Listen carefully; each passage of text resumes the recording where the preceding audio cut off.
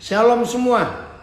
Puji Tuhan kita boleh bertemu kembali dalam hadirat Tuhan untuk kita belajar firman Tuhan. Dari Sumba juga sudah hadir, Fak-Fak hadir, puji Tuhan dari mana-mana. Tema kita malam ini kita belajar dari Matius 5 ayat 9. Saudara, seringkali kita menganggap hal-hal yang biasa kalau kita membaca Matius pasal 5 tentang khotbah di bukit. Nah, tapi buat saya sehebat-hebatnya kita belajar firman Tuhan, ya. Sehebat-hebatnya kita meneliti Matius pasal 5 tentang khotbah di bukit.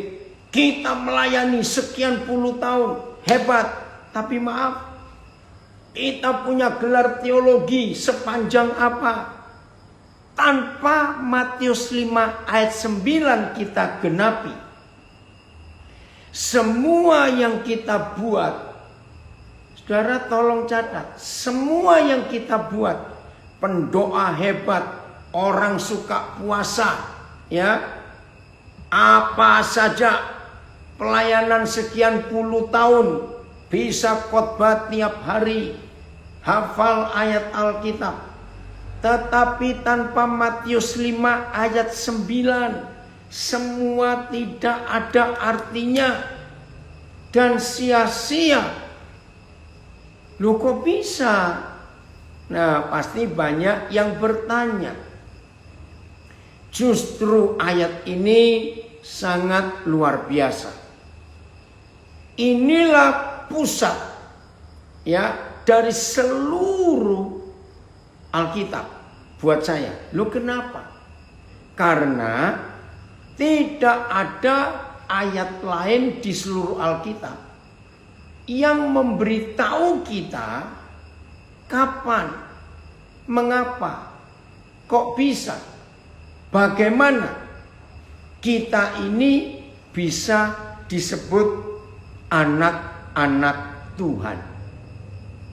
Banyak gereja, banyak hamba Tuhan meremehkan Matius 5 ayat 9. Dan saya tahu itu memang usaha iblis, supaya ayat ini tersingkirkan, ayat ini tersembunyi, ayat ini gak ada orang yang tahu.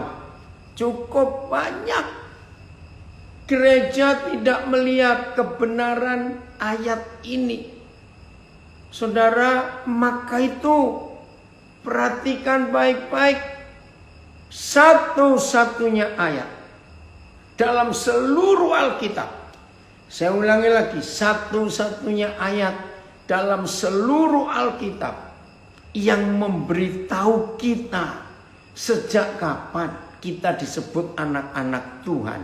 Kok bisa? Kenapa kita bisa disebut anak-anak Tuhan? Bagaimana? Hanya Matius 5 ayat 9. Begini bunyinya. Berbahagialah orang yang membawa damai, karena mereka akan disebut anak-anak Tuhan. Saudara coba cari di seluruh Alkitab yang memberitahu kita kapan, bagaimana, mengapa, kok bisa kita disebut anak-anak Tuhan. Itu sejak kapan? Ternyata kalau kita membawa damai. Apa arti kata membawa damai? Tidak punya musuh. Catat ini. Maka itu kita boleh pelayanan hebat. Seperti saudara banyak tahu, tahun ini saya mensyukuri 48 tahun saya jadi hamba Tuhan. Tapi tanpa ayat ini saya genapi, gak ada artinya. Boleh khotbah luar biasa. Coba saya mau baca yang penjelasannya. Matius 5 ayat 9. Yang membawa damai adalah orang-orang yang telah diperdamaikan dengan Tuhan. Mereka berdamai dengan Tuhan karena salib. Ya, Tuhan itu Tuhan damai sejahtera. Mereka kini berusaha melalui kesaksian dan kehidupan mereka untuk menuntun orang lain. termasuk musuh-musuhnya, agar berdamai dengan Tuhan. Betul sekali. Tapi penjelasan ini belum lengkap. Kalau penjelasan ini saja, tapi tanpa memberitahu si pembawa damai ini juga tidak punya musuh, mengampuni semua orang, maka pembawa damai itu tidak beda seperti calo. Ngerti nggak calo? Dia mendamaikan semua orang dengan Tuhan, musuh-musuhnya pun didamaikan, saudara. Tapi dia sendiri nggak berdamai, dia masih punya musuh. Woi, luar biasa. Itu kan kemunafikan. Oke, lanjut. Manaan ayatnya? Kok hilang? Saya mau baca berapa terjemahan yang lain. Oke. Diberkatilah mereka yang membawa damai, sebab mereka akan disebut anak-anak Tuhan. Berbahagialah segala orang yang mendamaikan orang, karena mereka itu akan disebut anak-anak Tuhan. Berbahagialah orang yang membawa damai di antara manusia, Tuhan akan mengaku mereka sebagai anak-anaknya. Berbahagialah orang yang membuat damai, karena mereka akan disebut anak-anak Tuhan. Berbahagialah para pendamai, karena mereka akan disebut anak-anak Tuhan. Diberkatilah mereka yang mendamaikan manusia, karena mereka akan dipanggil anak-anak Tuhan. Woi, haleluya. Tapi ingat Matius 6, 14 dan 15. Ya, kita perhatikan. Wah, itu berbahaya sekali kalau kita hanya membawa damai, ya, kita mendamaikan orang, baik sesama orang dan dengan Tuhan, tapi kita sendiri lihat tidak menggenapi firman ini. Matius 6, 14, 15. Karena jikalau kamu mengampuni kesalahan orang, Bapamu yang di surga, Bapamu yang di surga akan mengampuni kamu juga. Tetapi jikalau kamu tidak mengampuni orang, Bapamu juga tidak mengampuni kesalahanmu. Nah, maka itu kalau saudara dan saya berhasil membuat 3 orang yang berkelahi berdamai, kalau saudara dan saya berhasil membuat orang-orang berdosa yang kita layani dengan firman dan Injil berdamai, bertobat kepada Tuhan, tetapi kita sendiri masih belum mengampuni 1-2 orang tertentu. Ngerti nggak maksud ini? Jadi jangan puas kalau sudah bisa mendamaikan orang. Jangan puas kalau kita berhasil membuat orang-orang berdosa berjumpa Tuhan, diselamatkan, dihapuskan dosanya, diampuni dan dijadikan anak Tuhan. Bagus. Tapi periksa diri. Periksa diri. Adakah kita masih punya musuh? Karena Matius 6, 14-15 ini percuma. Kita mendamaikan banyak orang, kita melayani, menyampaikan Injil, orang diselamatkan. Tapi kita sendiri masih punya musuh. Maka itu saya ulangi lagi. Hebat seperti apapun juga, pelayanan bertahun-tahun, hebat doa puasanya, hebat doa hariannya sekian jam sehari, hebat dalam menghafalkan ayat Alkitab, ratusan ayat hafal, hebat.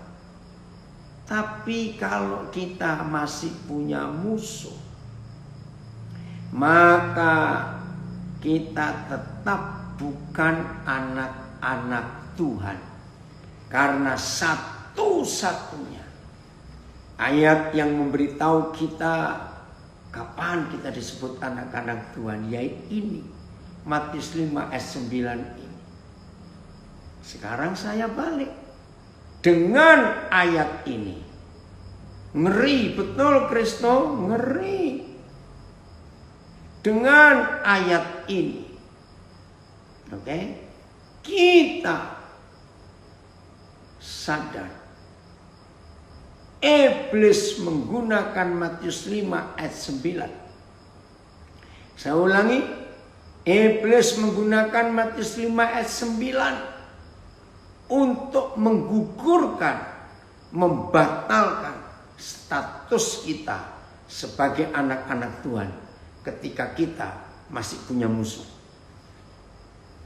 Maka itu hati-hati dalam hidup ini, ya. Iblis berhasil membuat sangat banyak murid-murid Tuhan Yesus, pelayan-pelayan Tuhan, hamba-hamba Tuhan hebat, tidak berstatus anak Tuhan, statusnya digugurkan.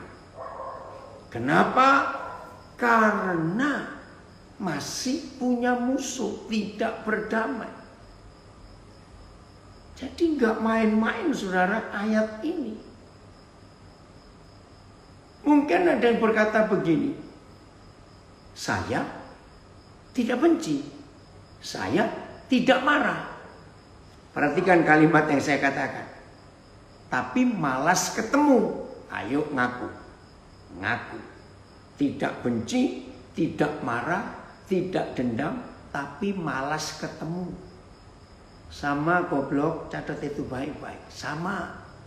Maaf saya berkata kasar, tapi ini fakta. Tidak punya musuh, tidak dendam, tapi malas ketemu. Saudara perhatikan. Atau saya tidak marah, betul. Saya bisa bergaul dengan dia kok. Cuma saya masih jengkel. Jengkel. Bukan benci. Apalagi dendam. Jengkel.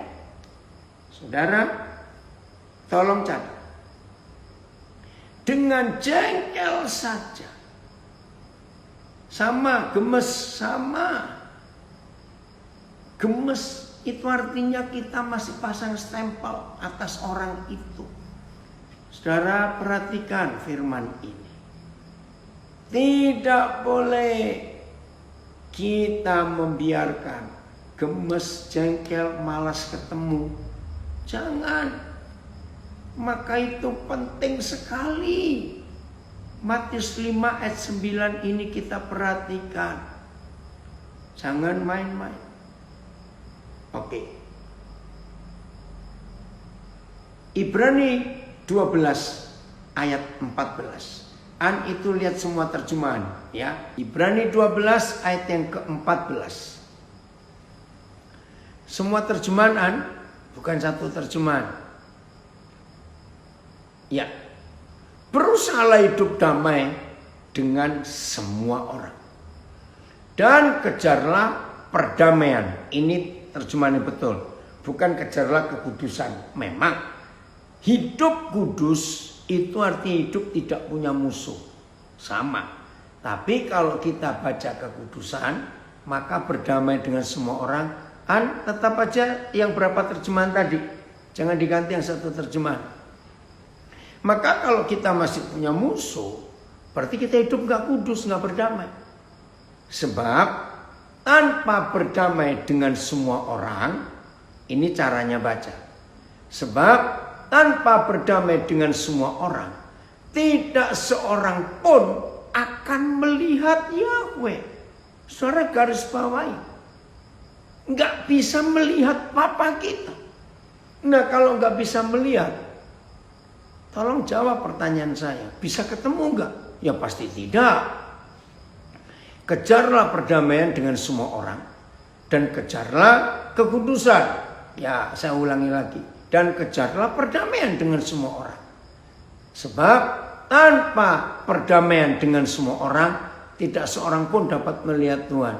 Tuntutlah olehmu perdamaian dengan orang sekalian.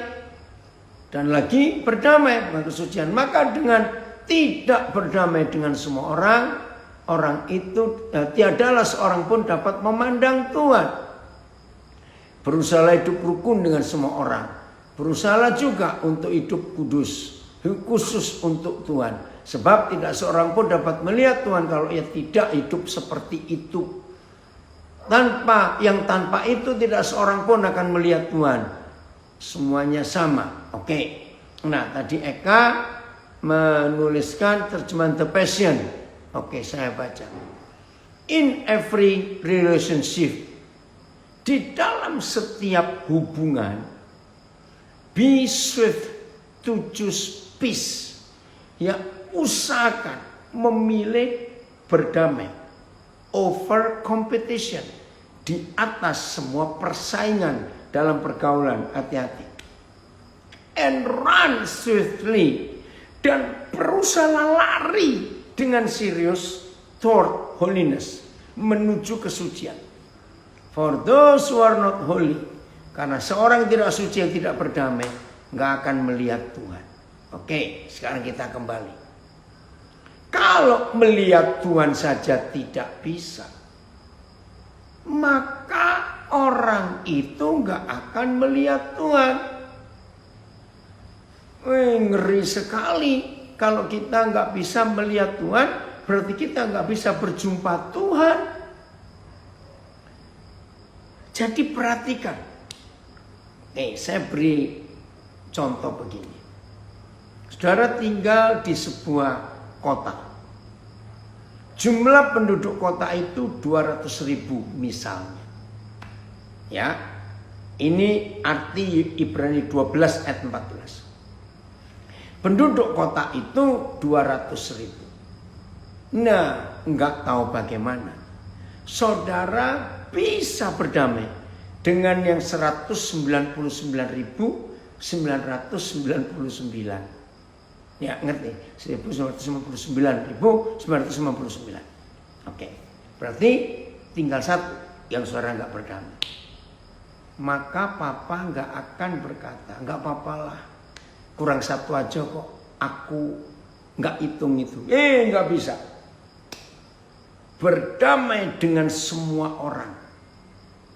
Jadi pokoknya dia itu orang.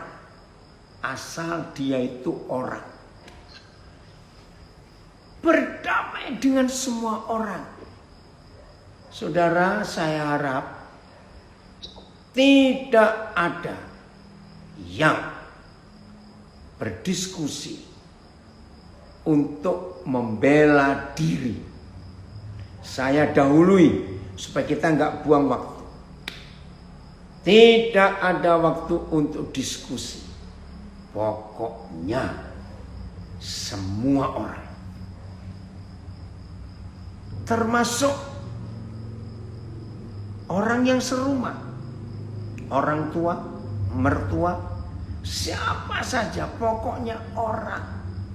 Periksa hidup ini, periksa. Saudara, jangan main-main. Nah, saya ulangi lagi bagian penting ini. Buat iblis tidak pusing kita rajin berdoa. Buat iblis tidak pusing kita rajin puasa. Buat iblis tidak pusing kita rajin khotbah, rajin melayani, tidak pusing. Pergi kemana-mana beritakan Injil, main musik, guru sekolah minggu. Tuhan, iblis tidak pusing, silakan. Iblis tidak pusing dengan kita sibuk. Ya, perhatikan, sibuk memberi persembahan, tidak pusing. Ya, kalau saya masih nggak berdamai dengan seorang dua orang. Kemarin malam kita belajar pedang bermata dua. Saudara, hati-hati. Maka itu saya tantang. Mengapa jarang pendeta khotbah ayat ini? Karena dia masih punya musuh. Tolong catat itu. Yang masih punya musuh tidak bisa mengampuni, nggak akan berani menyampaikan Matius 5 ayat 9. Karena dia akan tertegur dan tertemplak dengan firman yang dia sampaikan. Maka itu yang bertanya di Facebook, ini jawaban saya. Ayo kita jujur. kepada diri kita dan kepada Tuhan. Jelas ya saudara, maka itu penting sekali kita rajin memeriksa diri. Saya ulangi. Jadi yang iblis sibuk, ya kalau dengan pendoa puasa, hafal ayat Alkitab, khotbah kiri kanan, pelayanan, ya memberi persembahan, iblis gak pusing. Tapi satu ini yang iblis harus rusak, yaitu kalau dia mengetahui bahwa ada di antara kita yang gak punya musuh, maka iblis berusaha menyakiti hati kita dengan cara apa saja sampai kita jengkel pada seseorang. Nah, perhatikan, bukan benci loh, bukan dibuat marah, bukan dibuat jengkel saudara pada seseorang. Ini yang iblis harus urus. Aduh, ngeri sekali. Serius. Maka itu dengan tema Matius 5:9 ini mulai hari ini, semua kita beritakan kepada sebanyak-banyaknya saudara kita yang kelihatan aktif dalam pelayanan. Saya ulangi, yang kelihatan aktif dalam pelayanan. Apakah kita sudah sungguh-sungguh berdamai dengan semua orang? Kalau belum, ayo cepat sebelum terlambat. Matius 5 ayat 9. Matius 5 ayat 9. Ini tema kita. Terus tadi Ibrani 12 ayat 14. Saudara, ketika gereja sibuk, ya, ketika gereja sibuk dengan organisasi, sibuk dengan rapat-rapat pelayanan, sibuk dengan urusan macam-macam, akhirnya lupa, belum beres. Masing-masing hati ini belum murni, belum bersih dari sampah-sampah kejengkelan. Gak suka pada seseorang, sama. Berarti kita belum berdamai dengan orang itu. Saudara, mulai hari ini betul-betul. Nah, berapa kali saya mengajar hal ini?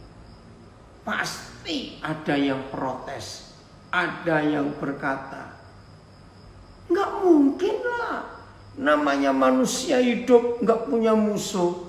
Nah, kiranya di antara kita yang belajar sekarang, baik via Zoom, Instagram, Facebook, nggak ada yang komen seperti itu. Kalau Tuhan yang menulis, yang berfirman, maka Dia pasti menyanggupkan kita untuk melakukan firman ini. Bisa. Ya, jangan berkata nggak bisa. Di dalam proses mengampuni, saya ulangi, di dalam proses mengampuni, buang kata tidak bisa. Itu salah.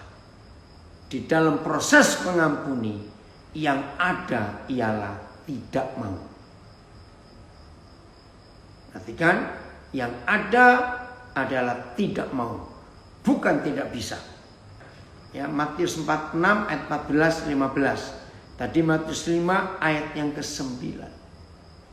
Saya ulangi lagi, di dalam proses berdamai dengan semua orang, ini bukan masalah tidak bisa atau bisa. Masalahnya tidak mau. Tolong dicatat. Bukan gak bisa, gak mau. Maka itu jangan diskusi, apalagi berdebat.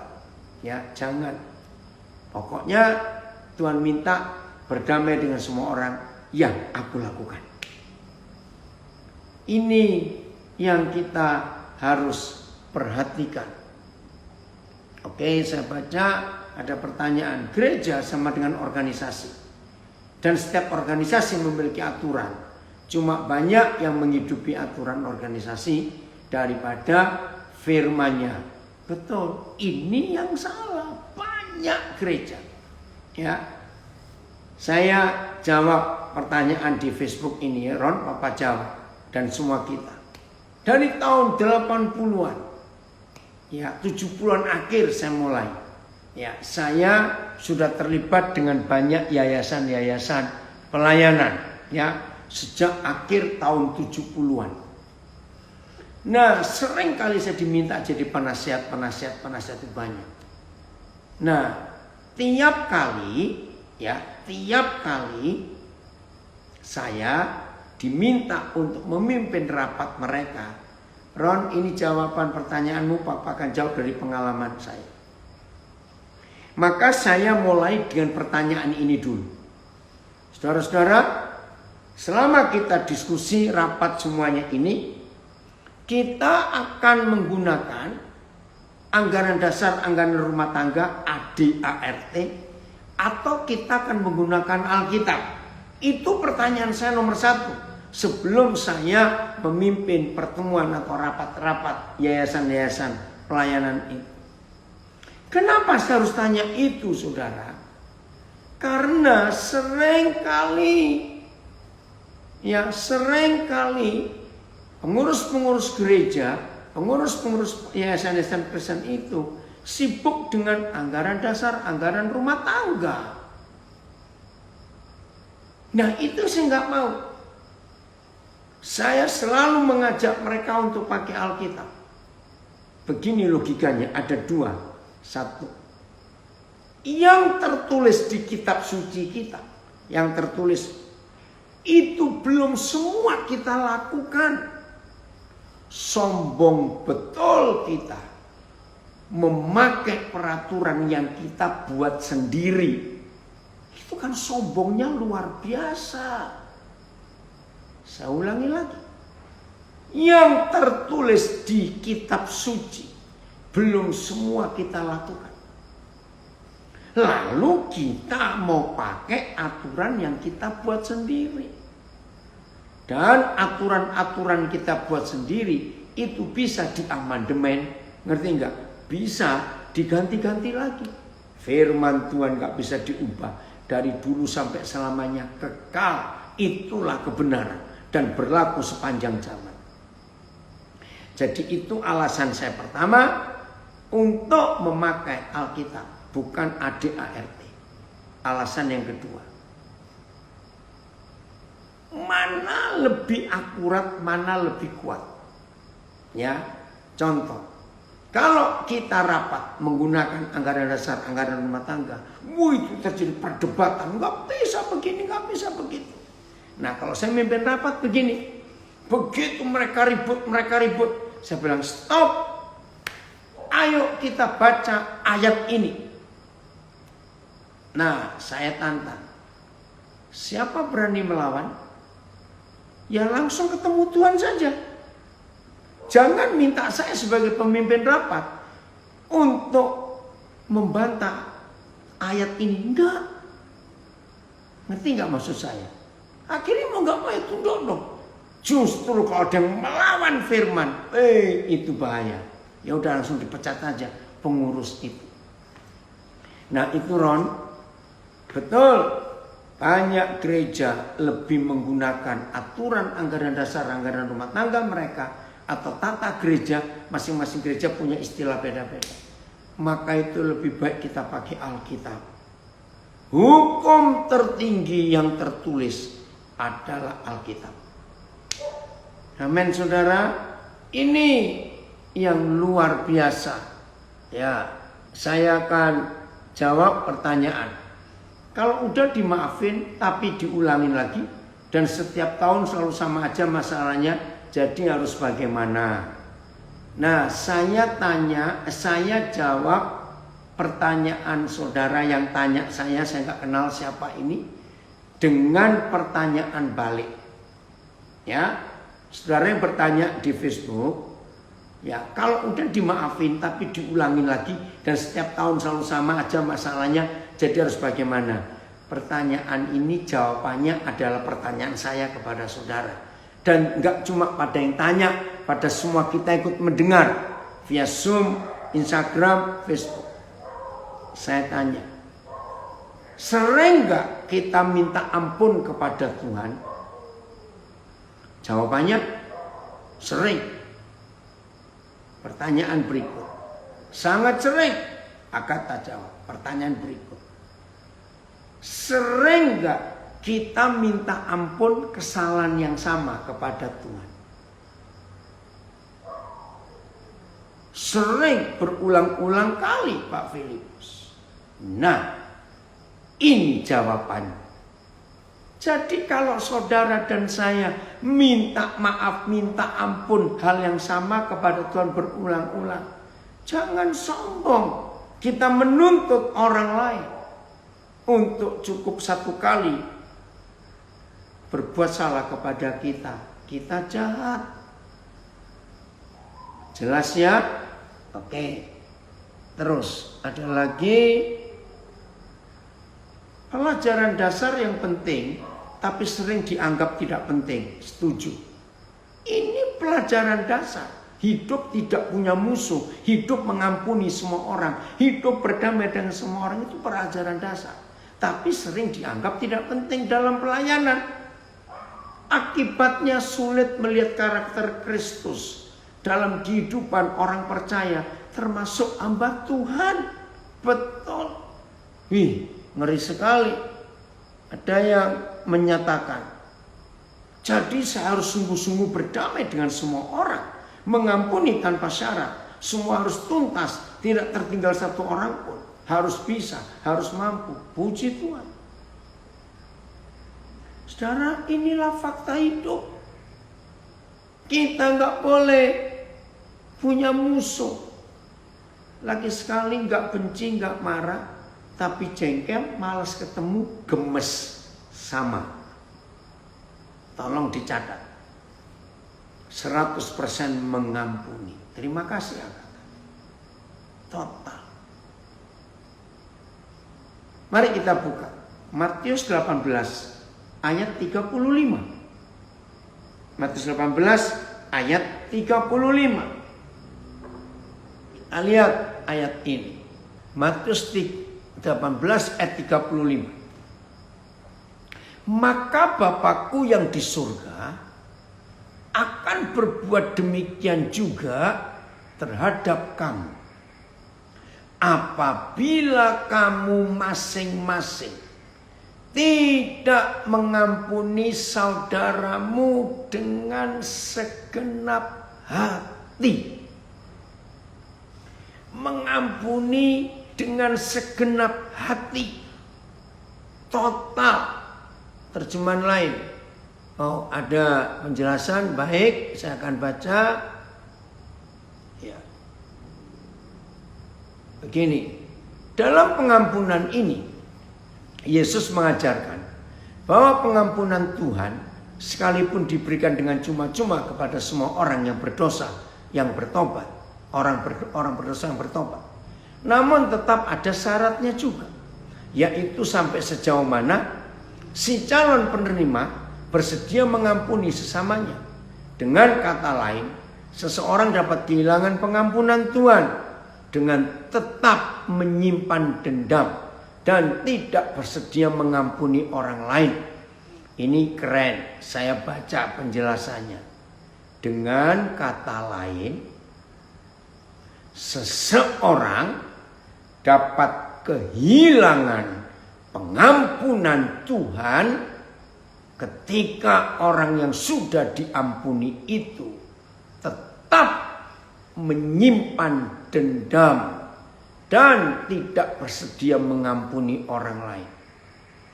Saya ulangi, dengan kata lain, seseorang dapat kehilangan pengampunan Tuhan ketika orang itu setelah diampuni tetap menyimpan dendam dan tidak bersedia mengampuni orang lain. Wow, luar biasa. Lanjut, masih ayatnya. Perhatikan secara khusus Efesus 4, 31, 32, di mana Paulus menegaskan bahwa kedengkian, dendam, dan perseteruan sama sekali bertentangan dengan pengakuan iman Kristen, sehingga harus dibuang jauh-jauh. Betul. saudara dapat kehilangan pengampunan. Nanti saya akan berikan ilustrasi. Ya. Dari mulut mengampuni, tapi ada karpet dalam hati. Iblis tertawa melihat itu, betul sekali. Oke, saya akan lihat apa yang Eka tulis. Terjemahan apa Eka? PT itu apa? Release forgiveness with a perfect heart. Wih. Melepaskan pengampunan dengan hati yang tulus, hati yang sempurna. Puji Tuhan. Saudara, karena ada kata kehilangan tadi, betul, kita bisa kehilangan status anak Tuhan ketika the passion. Terima kasih. Kita bisa kehilangan status sebagai anak Tuhan ketika kita masih dendam, tidak mengampuni dengan sepenuh hati. Kami punya pengalaman yang sedih. Sampai hari ini kami nggak tahu kabar itu karena kami nggak sampai hati menanyakan. Begini, tahun 2006 saudara, sudah lama sekali. Hari itu Minggu, saya dengan istri saya, kami pelayanan di Gereja Pantai Costa Indonesia GPDI di New Jersey, di Amerika. Pelayanan, ya, ini dari Bali, makasih nak, anak saya gembala. Pengampunan yang sejati itu membebaskan kita dari penjara kebencian, betul. Saudara, akhirnya ibadah tertunda 3 jam. Nah, ada apa? Sedih sekali. Karena di tempat ibadah itu ada berapa orang tinggal. Ya, karena besar tempatnya, ada kamar-kamar. Pagi itu datang rame-rame. Ada 1 keluarga ditangkap. Kami juga bingung. Ya udah kami tunggu. Nah, begini kisahnya. Tolong catat. Ini keluarga Indonesia. Waktu mereka tiba di Amerika, ya, bawa anak pertama yang masih bayi, belum setahun, baru 3-4 bulan umurnya, saya nggak tahu. Mereka tiba di Amerika. Visa habis, mereka nggak bisa pulang. Lalu mereka statusnya ilegal di Amerika. Nggak tahu bagaimana. Setelah 17 tahun tinggal di Amerika, dengan perjuangan yang cukup berat, mereka dapat status yaitu green card. Oke, senang dong. Nah, anak yang dibawa dari Indonesia itu anak perempuan. Waktu dapat green card, anak ini sudah hampir umur 18 tahun. Karena 17 tahun di Amerika baru menunggu. Wah, senang sekali sekeluarga karena dapat green card. Nah, anak perempuan ini punya pacar, bukan orang Indonesia. Nah, karena papa mamanya takut Tuhan, papa mamanya menasihati anak perempuan ini untuk hidup hati-hati dalam pergaulan di Amerika supaya tetap kudus. Nah, pacarnya ini nggak suka dengan gaya Asia yang kolot itu. Nah, pacarnya ini ngerti hukum Amerika. Dia ngomong begini pada si anak gadis ini. Ayo kita lapor polisi. Loh, kenapa? Kamu ngomong. Ya, nah ini kalau sudah cinta buta ya begini nih. Ngomong begini ke kantor polisi.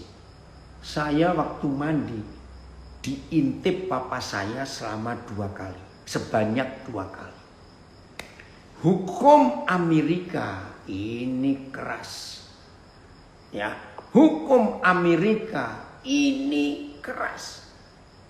Pelecehan anak, apalagi ayahnya melihat anak perempuannya sedang mandi, ini hukum berat.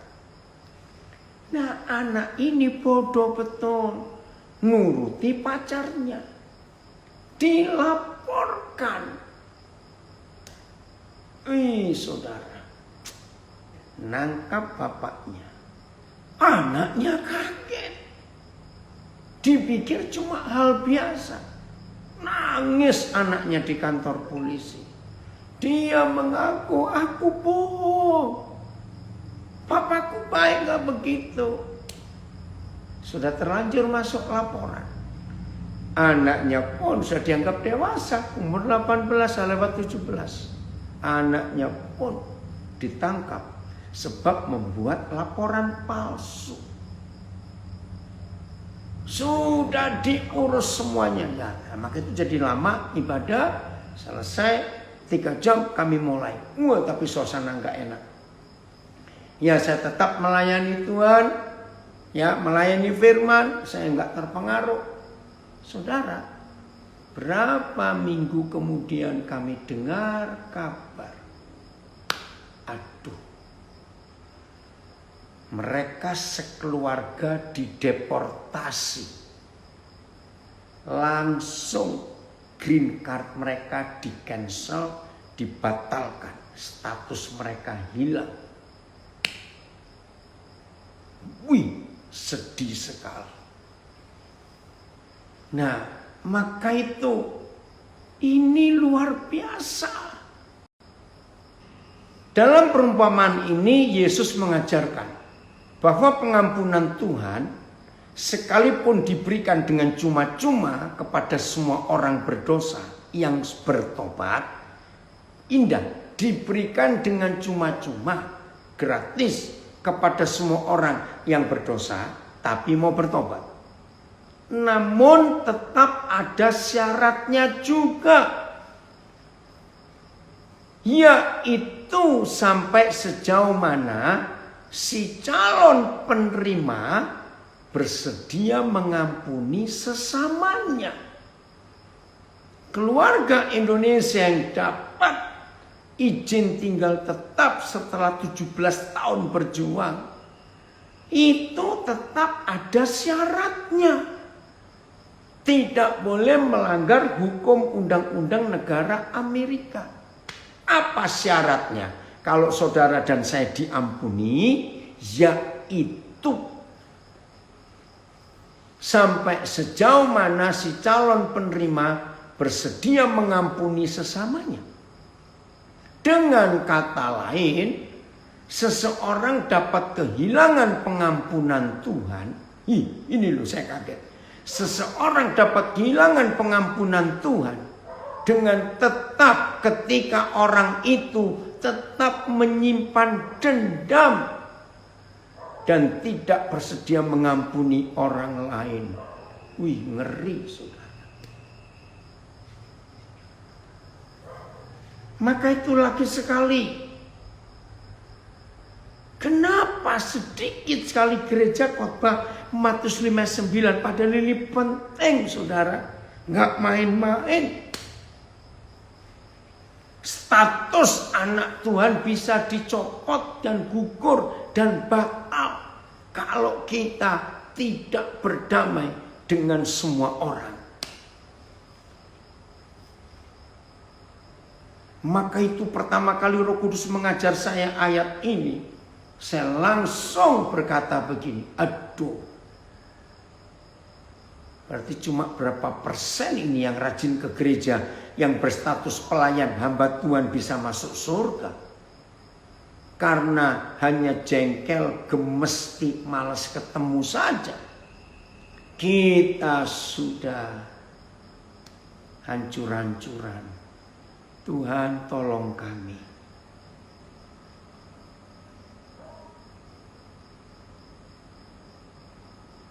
Maka itu sedikit sekali pemberita damai ini, sedikit.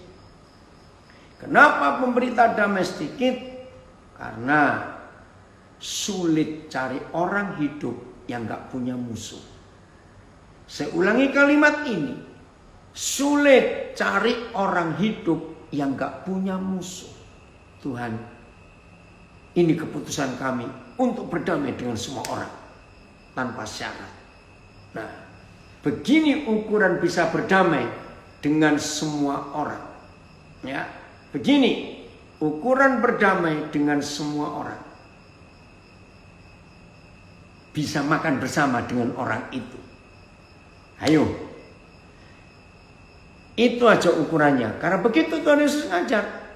Jadi untuk membuktikan bahwa kita bisa sudah berdamai kalau kita bisa makan dengan setiap orang yang kita menyakiti kita. Oh, terjemahan The Passion Matius 6 ayat 15. Terima kasih Eka. But if you withhold forgiveness from others, tapi kalau kamu menahan, mengampuni orang, withhold, ya, menahan, your Father withholds forgiveness from you. Maka Bapa juga akan menahan, mengampuni engkau. Ini dia. Saya ulangi, terjemahan The Passion. Kalau engkau menahan, mengampuni orang lain, maka Bapa pun akan menahan pengampunannya terhadap kamu. Habis kita semua. Bagaimana jika kita dimusuhi tanpa alasan? Ada yang bertanya. Jawabannya, kan dia yang musuhi. Kalau kita tidak pernah memusuhi dia, ya nggak ada masalah. Tapi bakal jadi masalah kalau kita tahu dimusuhi lalu kita balas musuhi. Nah itu masalah. Tapi kalau kita tahu kita dimusuhi dan kita tidak membalas permusuhan, ya suka ngajak makan, ya ayo nggak apa-apa. Itu namanya hidup damai dengan semua orang. Serius saudara. Maka itu ayo kita periksa hati kita. Apakah kita, ya saya pakai istilah ini, ayo kita periksa hati kita. Apakah di almari hati kita ini masih ada koleksi musuh yang berjejer, koleksi? Nggak enaknya kedengarannya koleksi kok musuh, tapi ada. Nah ada yang tanya lagi, bagaimana dengan orang yang susah mengampuni kita? Apa yang kita harus lakukan? Ya, saya lupa ya di Amsal berapa, tolong bantu saya. Kalau kita hidup takut akan Tuhan, maka musuh-musuh kita akan diperdamaikan Tuhan dengan kita. Jadi adik, Papa jawab, nggak usah takut. Kalau kita kalau bagaimana dengan orang yang susah mengampuni kita? Ya nggak apa-apa. Oh, Amsal 16 ayat 7. Silakan dibukaan. Terima kasih Agung. Jadi kalau mereka yang tidak mengampuni kita, asal kita nggak balas dan tetap baik, bisa makan bersama, ya sudah. Lihat ini Amsal 16 ayat 7. Woi saudara, Papa kita luar biasa dalam hal soal berdamai dan mengampuni ini. Nggak main-main, ya harus jujur, tulus. Wih, ini luar biasa. Amsal 16 ayat 7. Jikalau Yahweh berkenan kepada jalan seseorang, terima kasih Papa, maka musuh orang itu pun didamaikannya dengan dia. Haleluya. Terjemahan lain, jika jalan orang berkenan di hadapan Yahweh, musuhnya pun dibuatnya berdamai dengan dia. Jikalau jalan, Bapak belum selesai, tolong pindahkan dulu yang kotak biru ini. Ya, jika jalan orang berkenan di hadapan Yahweh, musuhnya pun dibuat berdamai dengan dia. Ya, jikalau jalan, sudah BS. Jika engkau menyenangkan hati Tuhan, ya, musuh-musuhmu dijadikannya kawan. Wah, bagus sekali. Jikalau jalan seseorang berkenan kepada Yahweh, bahkan musuh-musuhnya dibuatnya berdamai dengannya. Jika Tuhan, ya, jika Tuhan berkenan kepada jalan seseorang, jika Tuhan berkenan kepada jalan seseorang, maka musuhnya pun dibuatnya berdamai dengan dia. Sama, jika Yahweh berkenan pada jalan seseorang, dia membuat musuh orang itu pun berdamai dengannya. Nah, ini luar biasa. Kalau saudara dan saya hidup, ya perhatikan, kalau saudara dan saya hidup benar, jalan kita berkenan kepada Bapa di surga. Dengan kata lain, kita nggak punya musuh. Dengar ini, Amsal 16 ayat 7.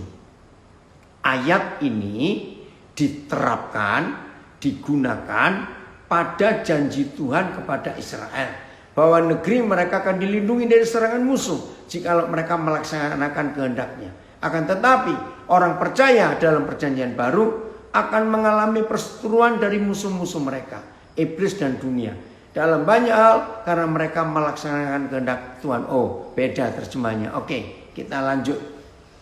Jadi saudara, luar biasa kalau kita bisa berdamai dengan semua orang, maka surga pun akan berdamai dengan kita. Oh, saudara, hidup tidak punya musuh. Hidup berdamai dengan semua orang. Waduh, hati ini senangnya luar biasa.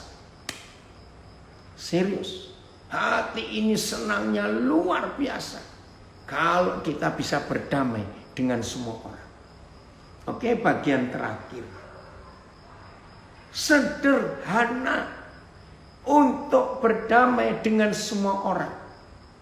Sederhana. Mau.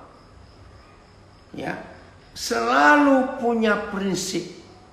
Ya, cobaan bukakan Matius 18, satu terjemahan saja, agak panjang, tapi kita akan baca dengan cepat. Matius 18 mulai ayat 21 sampai 35. Nanti kita baca dengan cepat.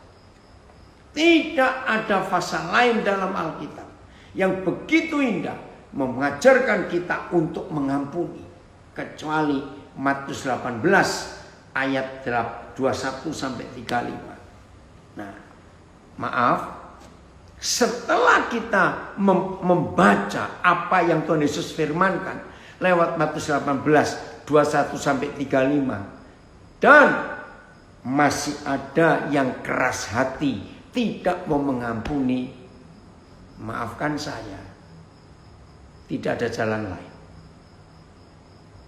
Enggak ada jalan lain. Berarti orang itu siap dicopot statusnya sebagai anak-anak Tuhan. Setelah kita baca firman ini, bagaimana kita berdamai?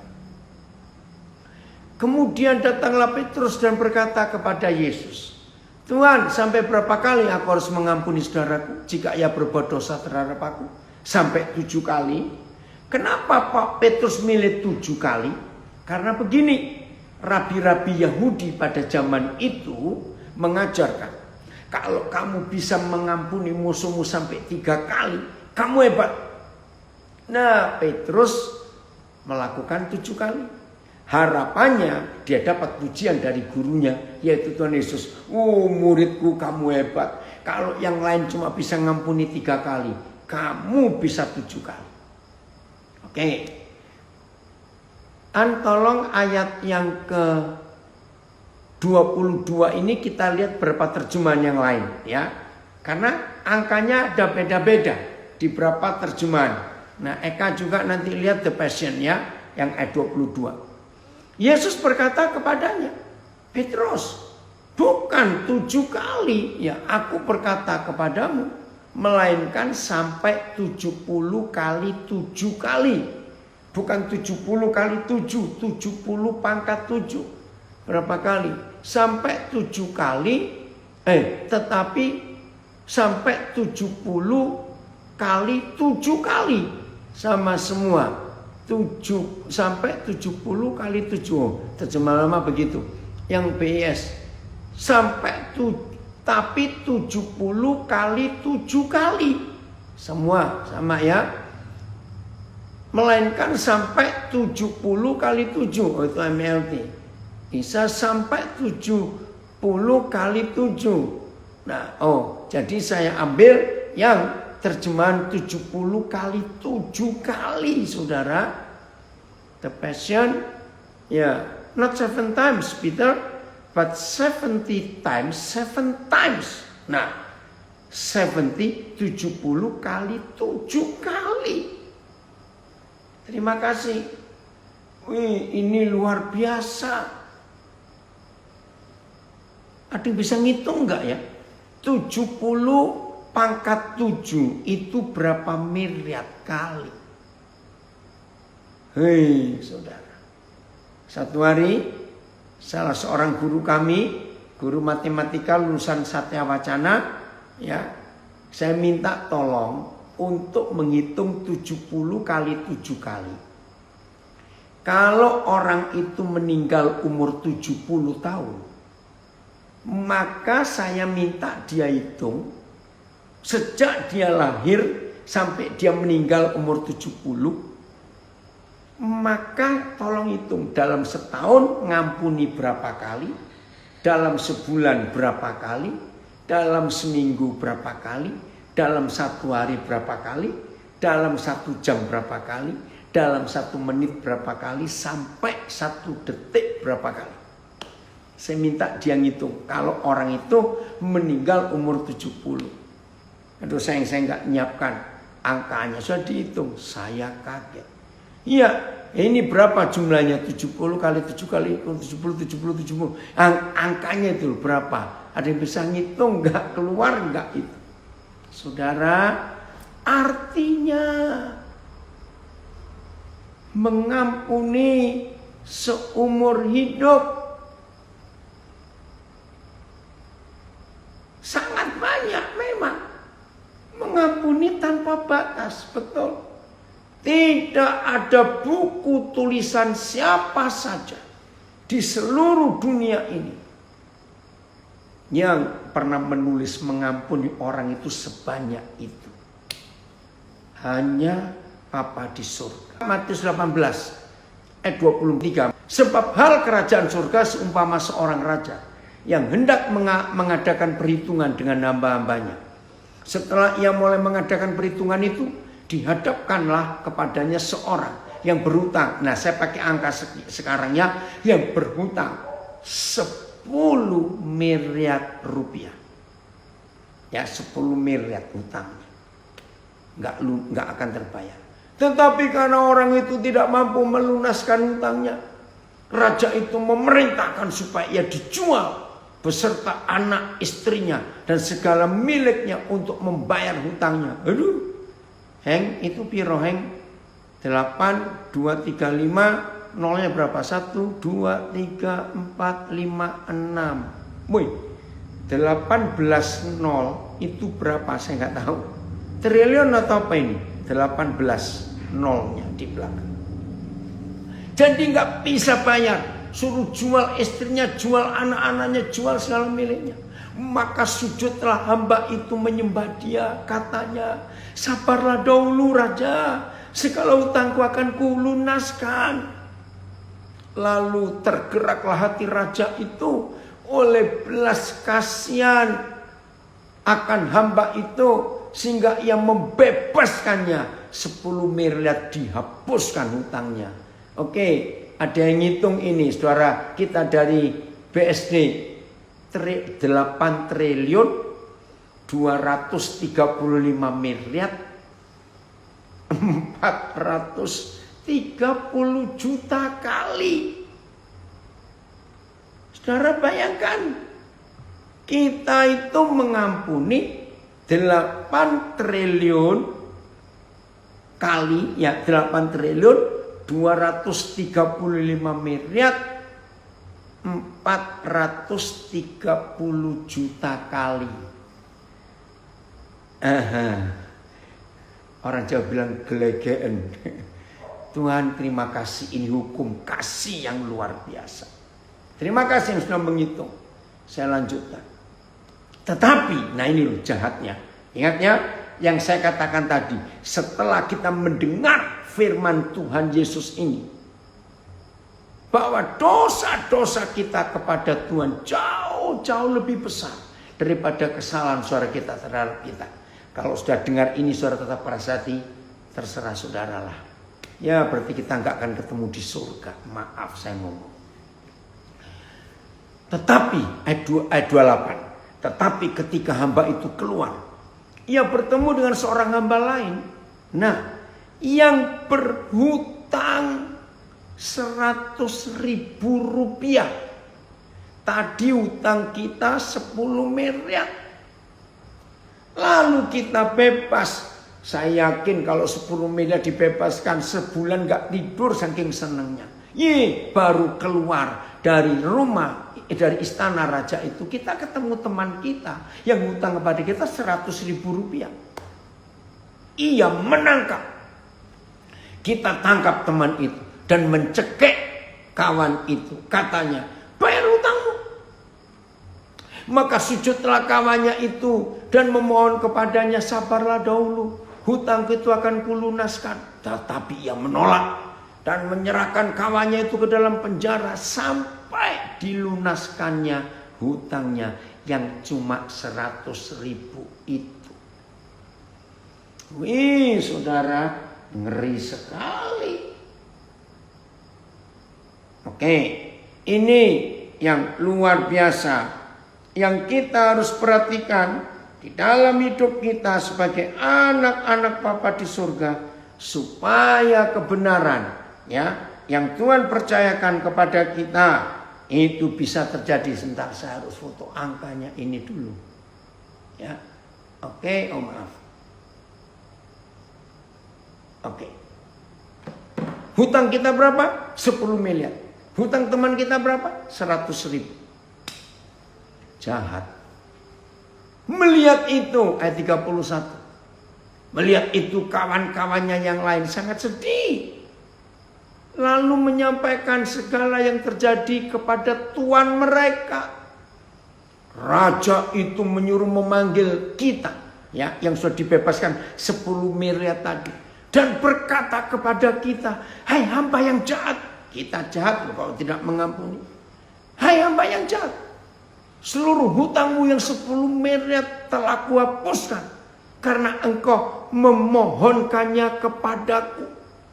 Bukankah engkau pun harus mengasihani kawanmu seperti aku telah mengasihani engkau?